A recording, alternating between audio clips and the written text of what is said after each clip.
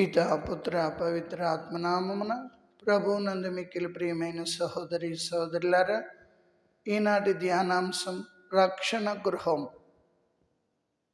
మనకి అనేక గృహాలు ఉన్నాయి. ఆ గృహాలలో మనం జీవిస్తున్నాం. జక్కయ్య లోకా శుభవార్త 19వ అధ్యాయంలో జక్కయ్య గృహం మొదట రక్షణ లేదు. జ్ఞాన స్నానం పొందుతున్న మనమందరమే రక్షించబడుతున్నాం. రక్షించబడిన బిడ్డలమే ఆ రక్షణలో మన జీవితాలు కొనసాగించగలుగుతున్నామా? జక్కయ్య ఇంటిలో ప్రభు అడుగెట్టనంతసేపు ఆ గృహంలో ధనము ఉంది, పేరు ప్రఖ్యాతులు ఉన్నాయి, లోకమంతా నిండి ఉంది ఆ గృహంలో. కానీ ఆ గృహంలో క్రీస్తు లేడు. అందుకొరకే జక్కయ్య అది గమనించి ప్రభు కోసం పరుగులు తీస్తున్నాడు. ప్రియులారా, తనకి డబ్బు కొదవలేదు, పేరు ప్రఖ్యాతులు కొదవలేదు, తన ఇంటిలో యేసు లేడు. అందుకే నా గృహము దేవునికి రక్షణ గృహంగా మార్చుకోలేకపోయానని ప్రభు కోసం పరుగులు తీస్తున్నాడు. ఈనాడు లోకములో ఉన్న మనుషులు డబ్బుల కోసం కొంతమంది పరుగులు తీస్తున్నారు, పేరు ప్రఖ్యాతుల కోసం కొంతమంది పరుగులు తీస్తున్నారు, ప్రాపంచిక వ్యామోహాల వైపు కొంతమంది పరుగులు తీస్తున్నారు, చెడు వ్యసనాల వైపు కొంతమంది పరుగులు తీస్తున్నారు. ఈ లోకంలో ఉండిపోతామన్నట్లుగా జీవించడానికి నిరంతరం పనిచేస్తూ దేవుడు లేని గృహాలుగా మార్చుకుంటున్నారు. డబ్బు కొదవలేదు, పేరు ప్రఖ్యాతులు కొదవలేదు, అన్నీ ఉన్న దేవుడు లేని గృహాలుగా తయారవుతున్నాయి. అందుకొరకే జక్కయ్య తన లోటు ఏమిటో గుర్తించాడు. ఈ పరిశుద్ధ శ్రమల కాలంలో ఉన్న మనం, నాలో ఏ లోపాలు ఉన్నాయి, నా ఇంటిలో ప్రభు ఉన్నాడా లేదా, నా గృహం రక్షణ గృహమా కాదా అని మనల్ని మనం పరిశీలించుకోవాలి. ఈరోజు గృహాలలో అనేక సమస్యలు, అనేక శోధనలు, ఆ సమస్యల మధ్యలో గృహాలన్నీ నలిగిపోతున్నాయి. ప్రియులారా, ఆ సమస్యలతో సతమతమైపోతున్నారు ప్రజలు. శాంతి లేక, మనశ్శాంతి లేక, విశ్రాంతి లేక జీవిస్తూ అవసరమైతే గృహాలలోనే ఎవరికీ తెలియకుండా ఆత్మహత్యలు చేసుకుంటున్నారు. ఈనాడు మనం ధ్యానిస్తున్న అంశం ఏంటంటే, నా గృహములో యేసు ఉన్నాడా? నా గృహము రక్షించబడిన రక్షణ గృహముగా మార్చుకోవడానికి నేనేం చేయాలి?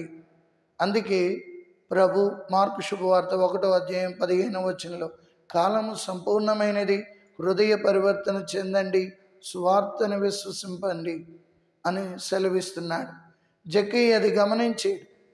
తన గృహములో అన్నీ ఉన్న అసలైన ప్రభువే లేడని గమనించి ప్రభు కోసం పరుగులు తీస్తున్నాడు.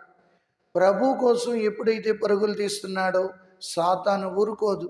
దేవుని కార్యాలు చేయాలన్నా, దేవుని కార్యాల్లో పాలు పంచుకోవాలంటే సాతానుకి ఇష్టం ఉండదు. కాబట్టి మొదటి ఆటంకం పెట్టింది.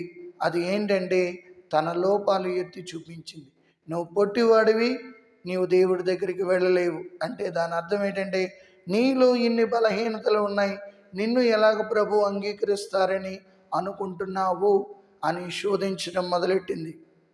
ఎప్పుడైతే దేవుని బిడ్డగా జీవించాలని చూస్తావో, ఎప్పుడైతే దేవుని వాక్యం చదవాలని చూస్తావో, ఎప్పుడైతే దేవుని సేవలో ఎదగాలని చూస్తావో, నీ బలహీనతలన్నీ నీ ముందు పెట్టి సాతాను నిన్ను కృంగతీస్తుంది. అందుకే ప్రభు ఇచ్చే వాగ్దానం, మీరు భయపడకుడు, నేను మీకు తోడై ఉన్నాను.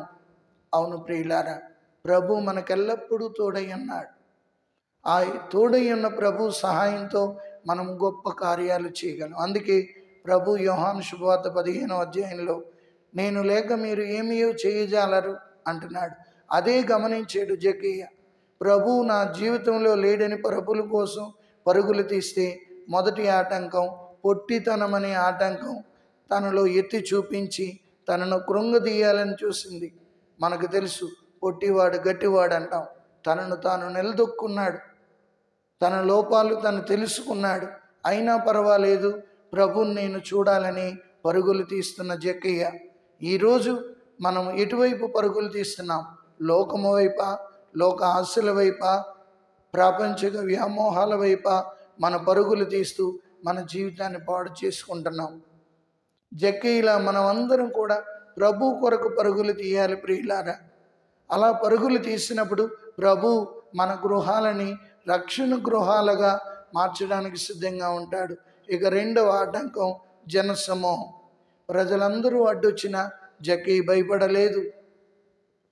ఈ ఆటంకాలను అధిగమించి మేడు చెట్టు ఎక్కినందుకే ప్రభు చెప్తున్నాడు, నేను నీ ఇంటికి రాదలిచాను. ఎంత గొప్ప ఆహ్వానమో చూడండి. ఆ ప్రభుని తన ఇంటికి తీసుకువెళ్ళాక జక్కయ్య గృహం రక్షణ గృహంగా మారిపోయింది.